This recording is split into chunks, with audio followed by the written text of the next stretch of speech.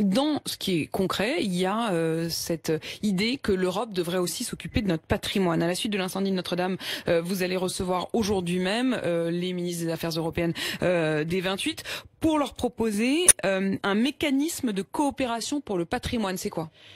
En fait, ce qu'on s'est dit, c'est qu'on a reçu énormément de messages d'amitié des Européens après Notre-Dame, qui nous ont dit, au fond, ce bâtiment, c'est une part aussi de notre identité, c'est une part essentielle de l'identité française, mais aussi c'est une part de notre histoire, de notre culture, nous, Européens.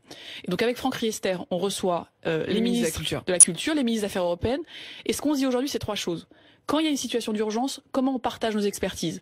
Comment les spécialistes des incendies, d'ailleurs en Europe, peuvent venir nous aider quand il y a une urgence. L'histoire des cathédrales, d'ailleurs, effectivement, à l'époque même, elle traversait les frontières. Exactement. Donc il y en a partout, et on a vu, il y a eu des tremblements de terre, il y a des incendies. Bref, comment on partage nos experts. Deuxième enjeu, c'est la jeunesse. Le patrimoine, c'est un formidable outil de formation de la jeunesse et un formidable outil d'échange. Et donc on aimerait qu'il y ait des Européens, des jeunes Européens qui viennent sur le chantier de Notre-Dame, et on aimerait qu'il y ait des jeunes Français qui aillent rénover, je sais pas, le centre-ville de Riga, qui aillent en Roumanie, où il y a des choses magnifiques et qui sont en train d'être reconstruites. Ce serait une sorte d'Erasmus de chantier du patrimoine. Exactement. Et donc c'est le corps européen de solidarité. Aujourd'hui il existe. On aimerait l'étendre au patrimoine. Et puis la troisième chose, c'est que il y a des lieux qui sont symboliques, qui sont connus de tous les Européens. Pompéi, par exemple. Mais si on se dit qu'à Pompéi, il y a des travaux de prévention, de maintenance ou de restauration à faire, peut-être que l'Europe peut mettre des moyens en commun, parce qu'on se dit que se joue là une partie de notre identité. Et ça, vous voyez, c'est notre méthode. C'est concret.